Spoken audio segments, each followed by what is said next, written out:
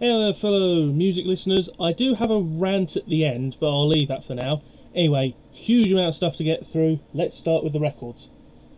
First of all, we have Jimmy Martin and the Sunny Mountain Boys sing Widowmaker. Again, I like my country music, and I've never heard of this guy. I think the Widowmaker is the truck that's on here. It's basically when truck drivers used to drive like ridiculous hours, and still do, but I think only in America. We have something called a tachograph, which if a driver goes over that or doesn't rest, he can get jailed and lose jobs and stuff like that. But yeah, that was back in the day. This is Play Bark. I think this is just an organ album. It's number 2 either way.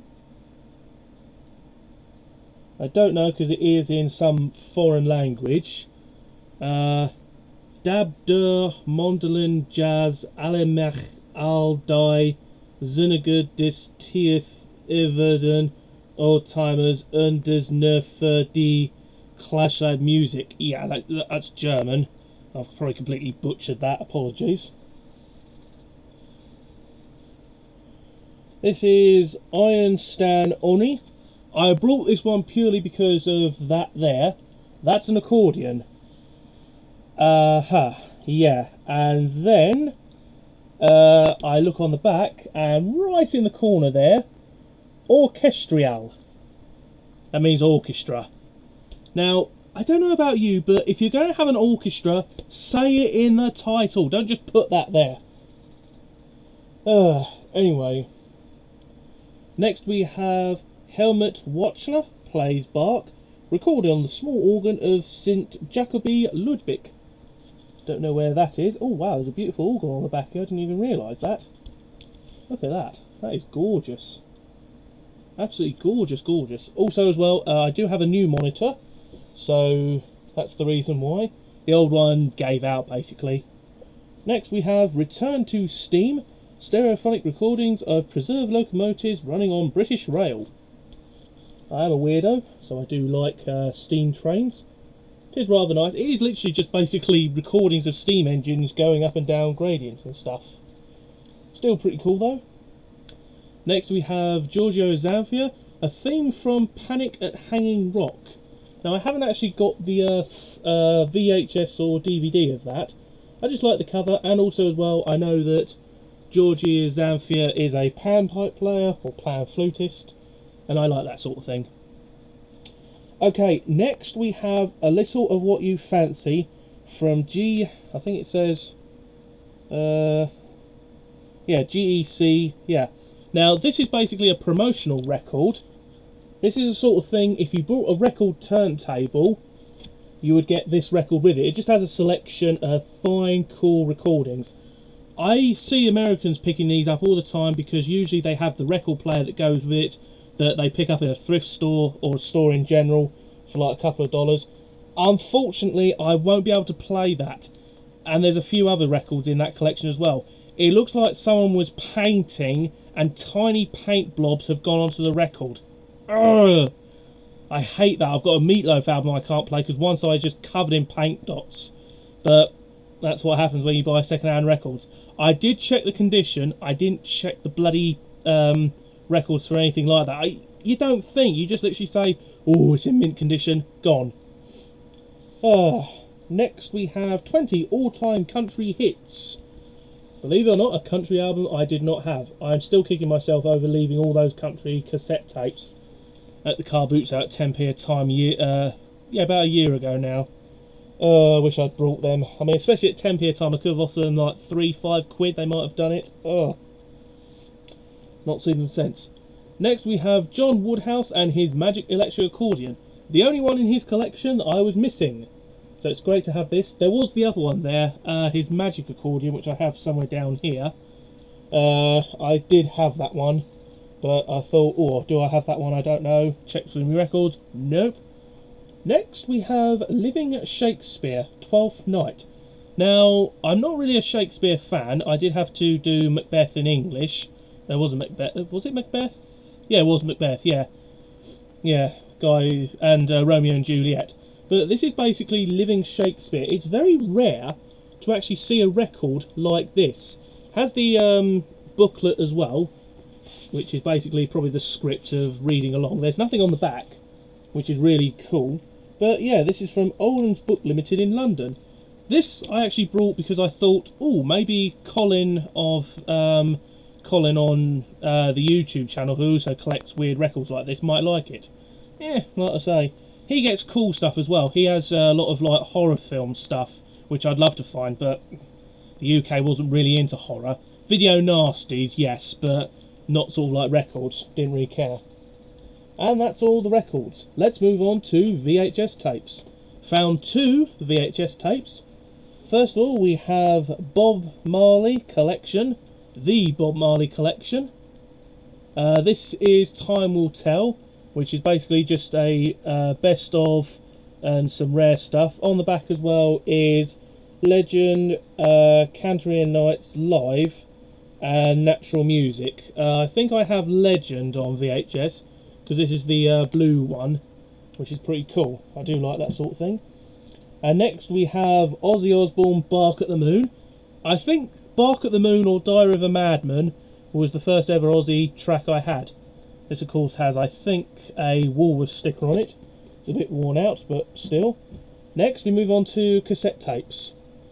So first of all, these 3 came from a record shop that basically I didn't find anything in I wanted. First we have Bill Haley, Rock Around the Clock. Different cover. This has a, well, 4 covers on it. It's not the usual one where they're on stage with his band. Still pretty cool to get though. Next we have Saxon, Strong Arm of the Law. This is on the 747 label. This was basically a bootleg sort of label that 747 did. They did a whole load of stuff like that. And then finally, from the record shop, Scorpions, the best of the ballads, including some live stuff. This is Hot and Slow. Very cool to get that. Went down to Haverhill, found myself some cassettes. This is Marcus plus Wadi. Don't know if you can see that there. You may note, Big Horn. Yep, that's right. This is one of those big Swedish horns that usually is on the mountaintop and they blow into it. But yep, I'm very much into that. I like that sort of music. Next we have Königsberg, Die Draadmolen, 62 Volume 2.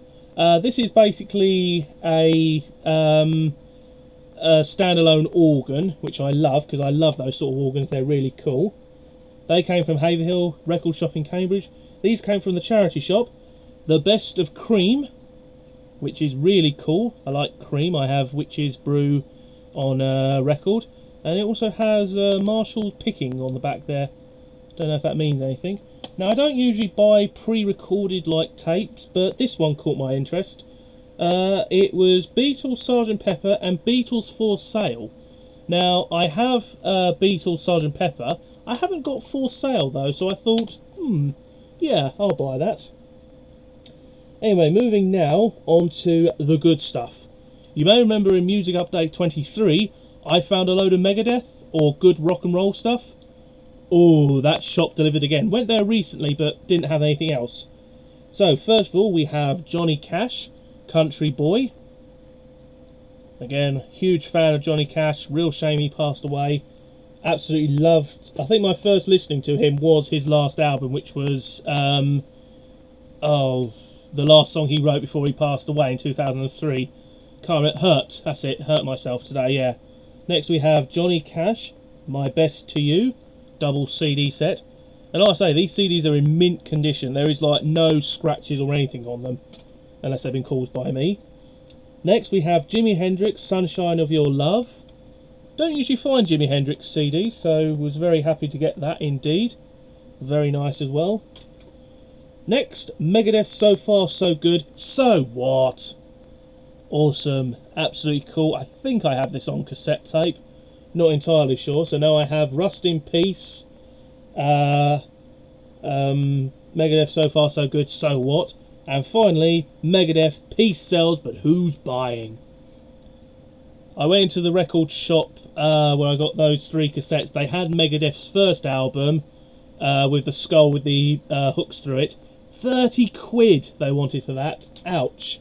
I know I've got money, but I'm not that desperate. These ones came from my local shop. No, these actually came. Well, one of these came from Haverhill. The Magic Wurlitzer, Volume 1. One I didn't actually have. I had the Magic Wurlitzer Volume 2, but I already have that one. So I got Volume 1. These came from my charity shop. First of all, we have Cathedral, The Last Spire.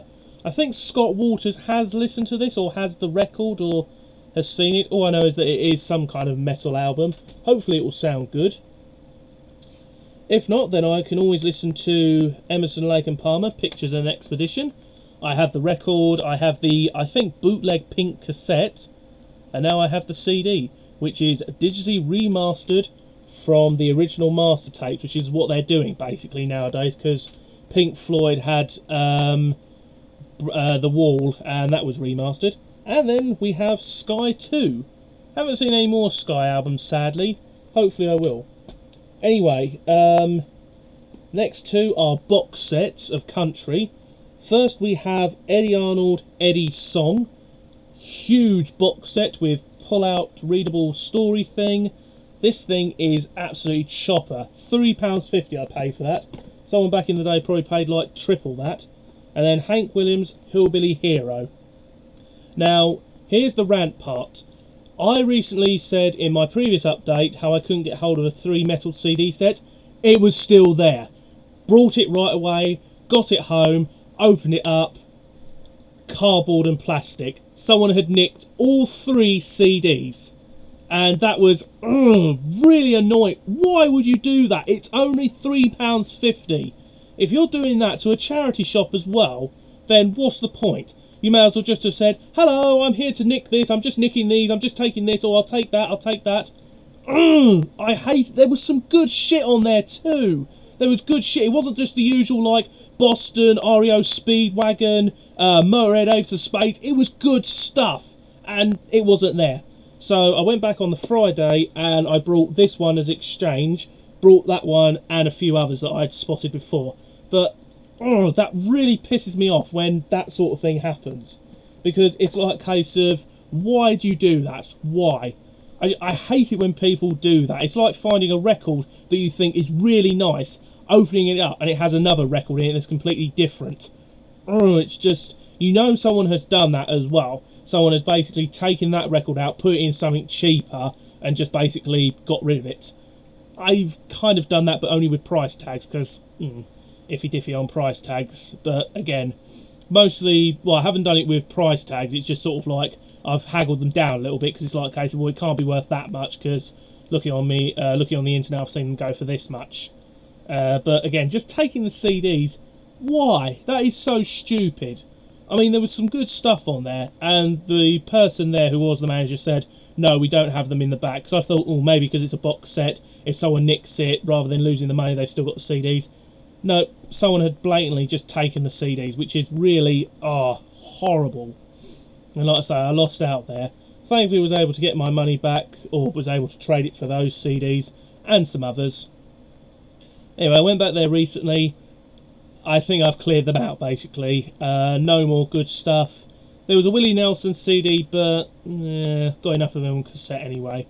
Anyway, thanks for watching, guys. Sorry about that rant at the end, but I just had to say it. I will see you next time.